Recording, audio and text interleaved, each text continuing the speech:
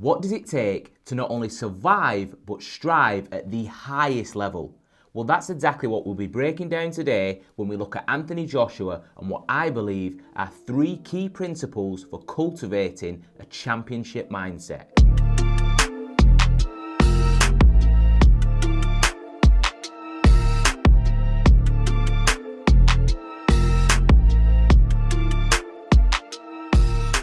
When it comes to AJ, it's clear that he has made adversity his guide. He has made it his friend. He sees adversity as the road to travel if he wants to maintain success. You know, I asked God for strength and he gave me battles. Without being in the gym and working out, constantly exercising, how would it be possible to get fitter, faster and stronger? Not only mentally, but physically. Equally, without life's challenges, how would we hone the skills that are required for us to attain that we seek? Therefore, we must see adversity as what it really is, an opportunity for us to sharpen our tools for future battles. You've got to go through certain experiences to have wisdom, and experiences aren't always in your favour. You've got to go through turbulent times. Let's face it, how could anybody expect to run a marathon, or in AJ's case, fight competitively for 36 minutes without first facing the gauntlet and putting in the work? As the saying goes, when the student is ready to learn, the teacher will reveal themselves.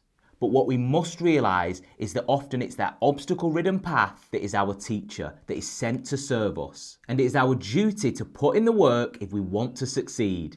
Coupled with that, it would serve to remember that there are absolutely no shortcuts in life. But at the end of the day, as long as you're in there training for purpose, you're going to learn. And adversity is where you find out who you are. So I put myself in like vulnerable positions and I get comfortable there.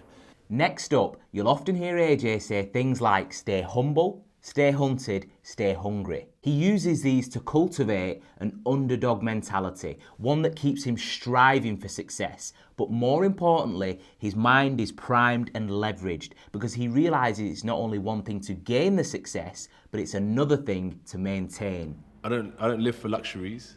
This is strategic warfare, 25 hours, 8 days a week. And why I say that is because 24/7 ain't enough. But why is that important? Well, I believe that anything that's not growing is dying, and anything that's dying is fixed. And to be fixed is to be vulnerable. Vulnerable because the moment that you think you've arrived is the moment that you take your foot off the gas, you maybe don't train quite as hard, eat quite as clean, you don't do what you once would. But all that spells a recipe for disaster. To avoid this, Joshua lives a simple life wherever possible. Especially when he's in training camp, you'll see him occupy a small flat not too far away from the boxing gym, one with very basic amenities, but it serves as a physical manifestation that upholds his mantra: stay humble, stay hungry, stay hunted. For those of you familiar with the channel, you'll know that my mantra is live your truth, the namesake of this channel, reminding me to be true to myself at all times and maintain integrity. I use it as a tool to guide me and keep me honest. So if you haven't got a mantra, now is as good a time as any to think of one and design it around your values. I'm not doing enough. This is hunter or the hunted. And in my world, that's a shot. I stay on the hunter side.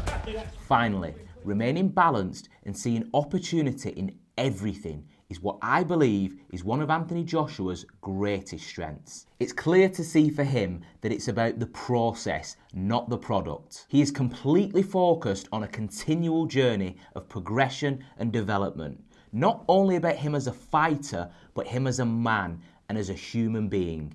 One that is completely focused on betterment in all areas of his life. He does this by positioning himself as the constant learner, able to realise lessons and opportunities in all situations. A prime example of this can be seen in his first career loss to Andy Ruiz, where instead of seeing it as a failure, you could quickly see that he saw it as an opportunity to learn, grow and evolve. He saw it as an opportunity to improve himself, therefore taking it from a professional loss to a personal lesson. I never let success get to my head and never let failures get to my heart. And that's what we say is some people take L's for losses We take L's for lessons. Many people overlooked AJ. They were quick to write him off, but they made one mistake. They completely overlooked the mental fortress that he'd built for himself, that kept him safe in the knowledge that it would only be a matter of time before he was back to winning ways in the ring. And if AJ can take the lesson on a professional stage in front of millions of people, do you think it's possible that we could take this as a principle and apply it in our own lives? But with all that said, and the greatest respect for Anthony Joshua, he is just a man.